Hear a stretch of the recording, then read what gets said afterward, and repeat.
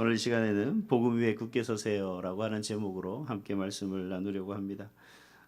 우리가 신앙생활을 하다 보면 중요한 것을 잊어버릴 때가 있습니다. 그러니까 중요한 것을 잊어버리는 것보다 잊어버리는 것보단 자연스럽게 생각하는 경우들이 종종 있는 것 같습니다.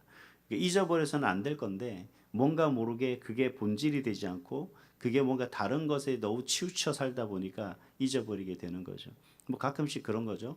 부부가 살아가다 보면 어느 정도 세월이 지나다 보니까 사랑으로 말미암아 맺어진 지금 가정인데 이제 사랑이라는 본질은 잊어버리고 이제는 살아가는 삶에 지쳐 그 삶에 치우치다 보니까 사랑이라는 본질이 나도 모르게 잊어버린 거죠. 근데 사실 지금까지 이렇게 세워가고 이루어가게 하는 것은 결국 뭐 때문이라는 겁니까? 이 사랑이라는 본질이 있기 때문에 이제 가정이 그대로 계속 지속되고 있는 거고, 사실 부모와 자녀 간의 관계 속에서도 이 사랑이라는 본질이 있기 때문에 사실은 끊을래야 끊을 수 없는 그런 관계가 되는 것 같습니다. 고린도 교회가 문제가 참 많은 교회죠. 여러 가지 분열도 있었고 또 그 속에서 여러 가지 어려움도 있었습니다. 다툼이 있었고요. 또 잘못된 가르침으로 인해서 서로 간에 어떤 많은 언쟁들도 있었습니다. 이것이 맞니 저것이 맞니 어느 것이 옳은지는 모르겠고 어떤 사람의 말을 쫓아야 되는지도 서로 좀 분분한 가운데 있었던 그런 고린도 교회였습니다. 자, 고린도 교회가 그러면 이런 문제들 속에 있었을 때 과연 우리가 사도 바울은 이 고린도 교회 이런 문제를 해결하기 위해서 어떤 부분부터 시작을 했느냐. 사실 사도 바울이 진단할 때 고린도 교회의 문제는 다른 데 있지 않았습니다. 사람들이 가지고 있는 어떤 문제와 또 사람들이 행하고 생각하는 어떤 그런 부분들의 문제가 있는 것이 아니라 가장 근본적인 것을 지금 잃어버리고 있었다는 겁니다. 그 근본적인 이야기가 뭐냐 그러면 복음이라는 겁니다. 그 복음이 본질이 되고 그 복음이면은 그 모든 것들이 문제가 되지 않을 텐데 복음 위에서 맺어진 그런 어떤 여러 가지 현상과 그 상황들 속에서 그것을 추구하는 모습들이 퇴색되어 간다는 거죠. 어떤 분이 그런 얘기를 합니다. 기독교는 왜 이단이 그렇게 많습니까? 기독교가 이단이 많은 이유가 다른 종교들도 많은 이단들이 많습니다.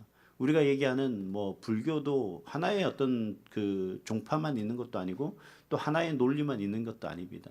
전국에 있는 많은 절들을 소위 말해 찬찬히 살펴보면 소위 말한 족보도 없는 그런 절들도 엄청나게 많고요. 과연 이게 이분이 정말 스님인가 하는 정도로 이해가 되지 않는 그런 존재들도 많습니다. 근데 기독교가 이렇게 그런 부분에서 이야기하는 이유는 뭐냐 그러면 기독교에서 이단을 판단하고 그것을 이단이라고 정죄하고 구분하는 이유는 단 한 가지입니다. 복음이 퇴색되는가, 그 본질이 변했는가 변하지 않았는가 하는 부분인 겁니다. 복음이라고 하는 것은 뭐냐? 오늘 사도 바울은 이런 고린도 교회의 문제 속에서 이 문제를 해결하기 위해서 가장 기초적인 것, 즉 복음이 무엇이냐 하는 부분에서부터 시작됩니다. 그래서 복음은 구원의 기초다라고 하는 부분으로 사도 바울은 그 문제 해결의 첫걸음을 내딛는 것을 볼 수가 있습니다. 그래서 1절에 뭐라고 얘기합니까? 형제들아 내가 너희에게 전한 복음을 너희에게 알게 하노니 이는 너희가 받은 것이요 또 그 가운데 선 것이라 라고 그렇게 이야기를 하고 있는 겁니다. 복음이라는 것은 우리가 만들어낸 것이 아니라 전적으로 우리가 받은 거죠. 사히 말하면 그걸 받는 자로서의 우리의 어떤 자격이 아닙니다. 우리는 간혹 받는다는 것을 어떠한 자격을 자꾸 이야기할 경우가 많죠. 내가 상을 받을 만하니까 받는 거고요. 내가 칭찬을 받을 만한 일을 했을 때 받는 거고, 내가 뭔가 다른 사람에게 그런 무언가를 받을 때 내가 그 받을 만한 자격과 요건이 됐다라고 생각해서 우리는 받는 것으로 착각을 합니다. 그러나 하나님이 준 그 모든 것들은 우리가 그럴 만한 자격이 된 것이 아니라 그냥 하나님께서 아무런 조건 없이 준 겁니다. 그러니까 자격을 무시하고 준 거죠.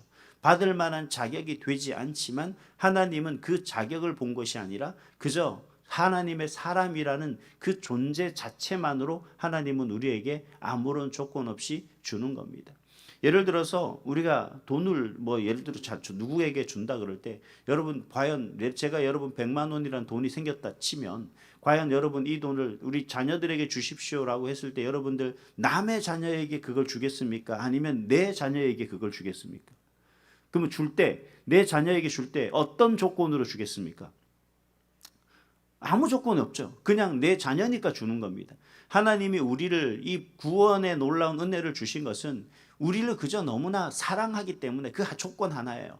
너 뭔가 하나님의 영광을 나타낼 만한 일꾼의 자질이 있어서 그 사람이 가지고 있는 어떤 뭐 소위 말하는 재능이 특별해서 아니면 하나님이 원하시는 그 뜻을 잘 이룰 것 같은 그런 어떤 존재적 가치가 있어서 그 사람에게 구원이라는 놀라운 은혜를 준 것이 아니라 그저 하나님은 우리가 하나님의 자녀로 살아가기를 원하는 그 한마디, 우리 자녀들을 공부할 때 가르치고 뭔가를 할 때 그가 이 세상에서 가장 뛰어난 인물로 서게 하도록 하기 위함이 아니라 잘 배우고 익혀서 그저 많은 사람들로부터 존경받고 칭찬받고 본인 살아가는데 많은 도움이 될 수 있기를 바라는 마음에서 공부를 하는 것, 공부라는 걸 가르치는 것처럼 우리 하나님은 그저 우리가 하나님의 사람으로 살아가기를 위하는 그 마음으로서 우리에게 주셨다는 겁니다.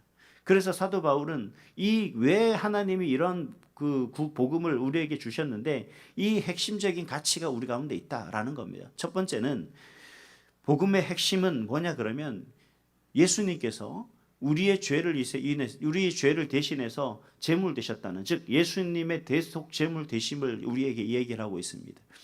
내 죄를 내가 갚아야 되지만 하나님께서는 그 죄를 나 대신 예수님을 통하여서 그 죄를 대신 갚도록 그렇게 역사하셨다라는 사실입니다.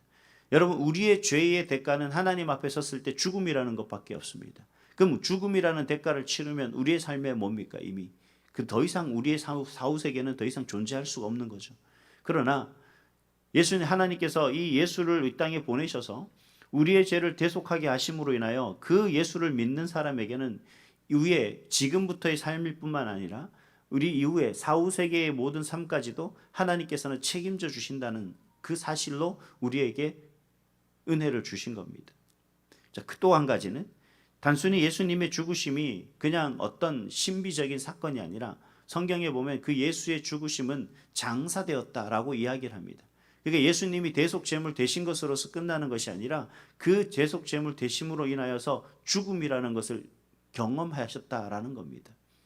그럼 죽음이라는 것을 경험했다는 사실은 이미 만약에 예수님이 대속제물로 이 땅에 오셨는데 죽음이라는 것이 없었다면 우리는 그 예수를 믿음으로 인하여서 구원받는 그 구원의 그 모든 것을 완성할 수가 없었습니다.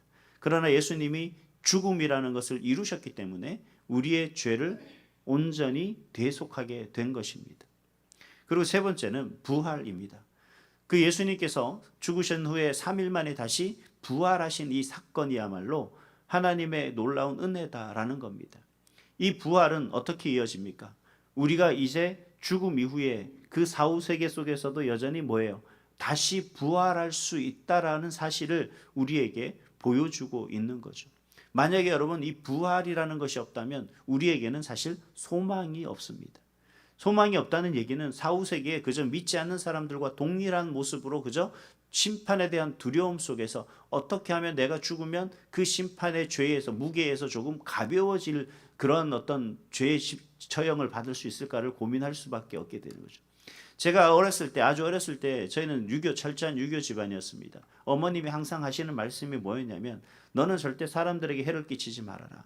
그래야만 내 죄의 무게가 그나마 가벼워질 거다.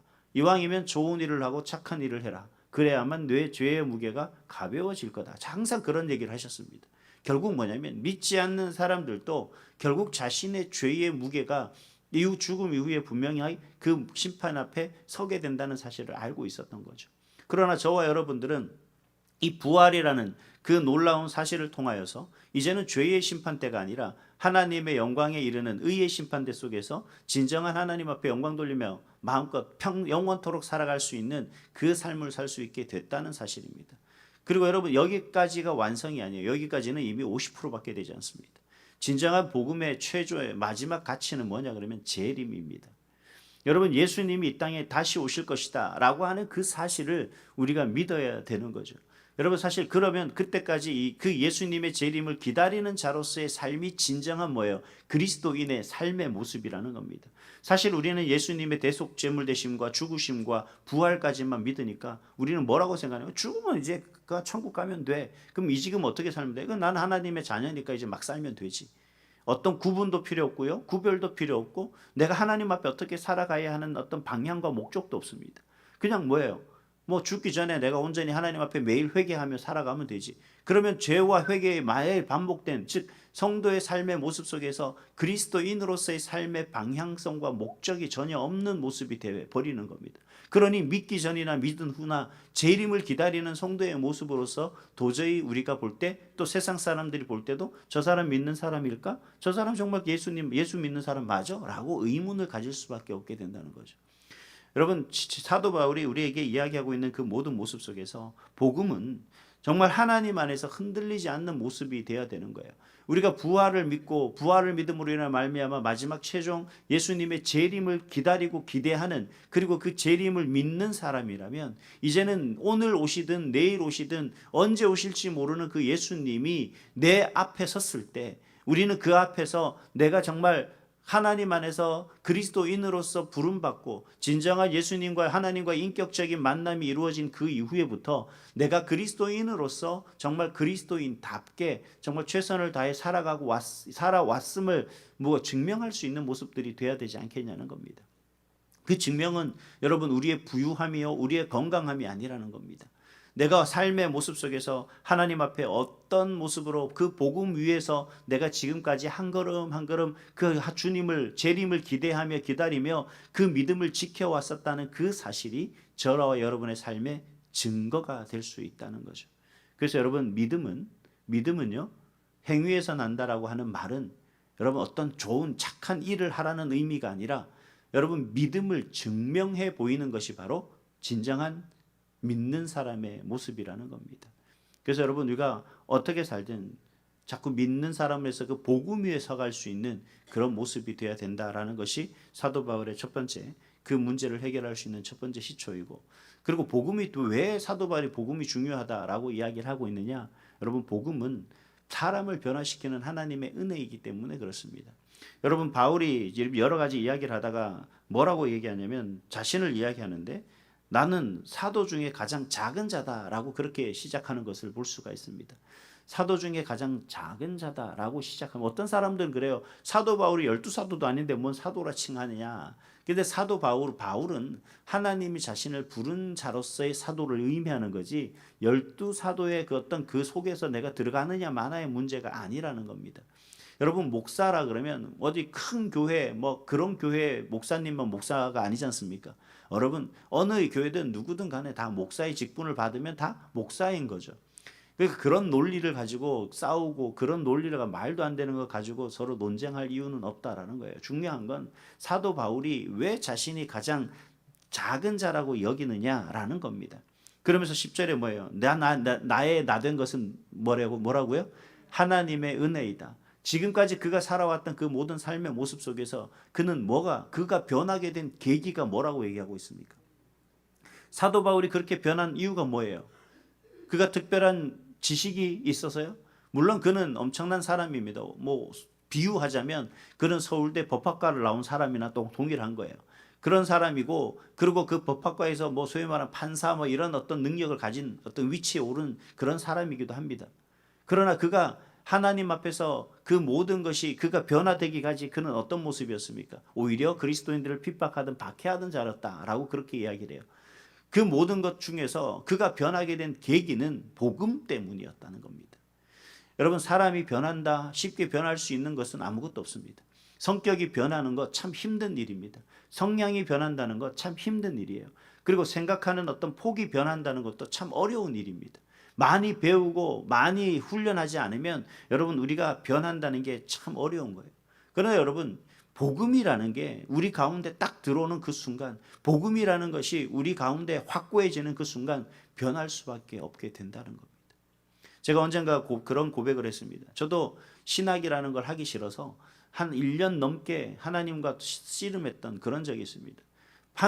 제 마음속에는 하나님이 부르신다는 걸 명백하게 알았는데 저는 하나님의 그 부르심을 거부하기 위해서 제 나름대로 하나님 이건 아닌 것 같아요. 하나님 이렇게 사는 건 제 모습이 아닌 것 같아요. 저는 그럴 자신이 없어요. 계속해서 하나님의 뜻하고 다른 밀어내며 살았던 그 삶의 모습이 있었습니다.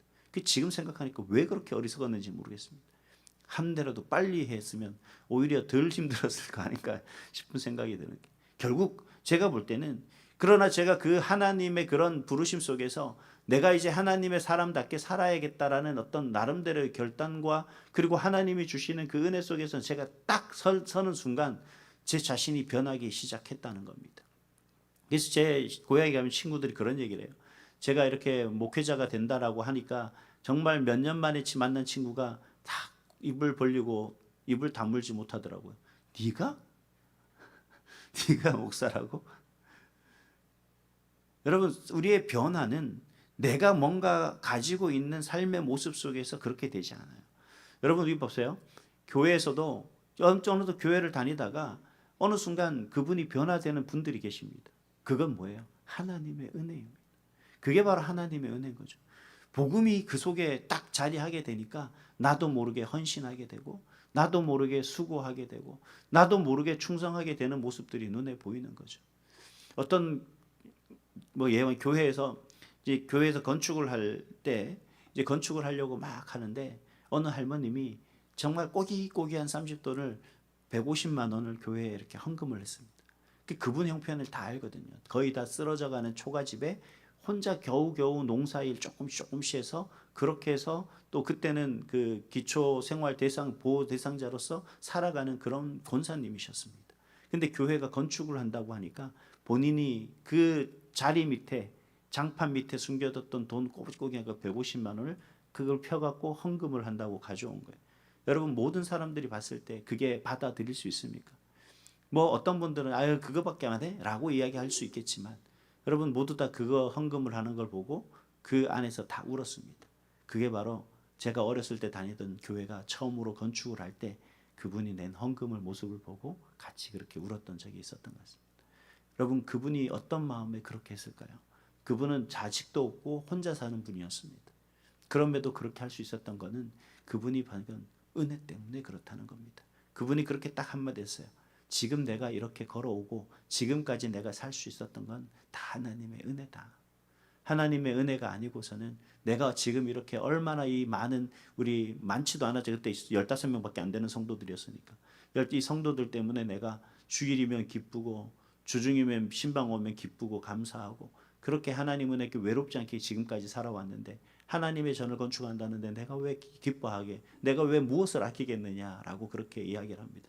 그러면서 하는 말이 그거예요. 목사님 이제 저 장례비가 없으니까 혹시 저 죽으면 뭐 교회에서 좀 해결해다 주시면 안 되냐고. 여러분, 이 살아가는 삶의 모습 그 모습을 보니까 참 어떻게 사람이 저렇게 할 수 있는가 왜 그랬을까. 저는 어린 마음에 그랬습니다. 아니 왜 저렇게까지 해야 돼. 왜 저렇게까지 힘들게 살아야 돼 라고 하는 그 모습을 보게 됐는데 그분이 항상 하는 얘기가 하나님의 은혜 때문에 내가 산다 라고 하시는 거예요. 사랑하는 성도 여러분, 복음은 결국 내가 이 자리에 선 거는 저와 여러분이 내가 뭔가 특별히 잘나서가 아닙니다. 뭐예요? 복음 때문인 줄 믿습니다. 여러분 어렵고 힘들 때 내가 정말 어느 길로 가야 될지 모르고 내가 힘들 때 여러분 한 번만 생각해 보십시오. 나를 위해서 죽으신 예수님은 어떻게 생각했을까? 나를 위해서 그 고난을 당하신 예수님은 어떤 마음으로 그 힘든 길을 걸어갔을까? 죽음이라는 그 죽음 앞에 섰을 때 그분의 마음은 어땠을까? 여러분, 내가 특별하고 잘나서가 아닌 그 복음 위에 온전히 서서 여러분 어떤 어려움과 어떤 환경이 닥친다 할지라도 여러분 그 복음으로 온전히 설 수 있는 그런 저와 여러분이 될 수 있기를 간절히 소망합니다. 언제나 우리 삶에 힘들고 어려운 때는 닥치기 마련이지만 그러나 항상 우리와 함께 하시는 그 하나님, 나를 위해서 그 십자가에 달리신 주님은 여전히 저와 여러분을 향해 정말 중보 기도하며 우리의 우리의 믿음을 지켜나가는 그런 우리를 위해 기도하고 계시고 눈에 보이진 않지만 여전히 성령께서는 우리와 함께 하시면서 우리의 마음이 꺾이지 않도록 우리의 마음이 흔들리지 않도록 여전히 우리에게 여러 가지 모습으로 마음으로 환경과 여러 가지 사람들 통하여서 온전히 하나님을 바라볼 수 있도록 우리를 주장하고 계신 줄 믿습니다. 그 하나님의 놀라운 은혜 가운데서 오늘도 승리할 수 있는 복음의 사람들이 되시기를 주님의 이름으로 축복합니다.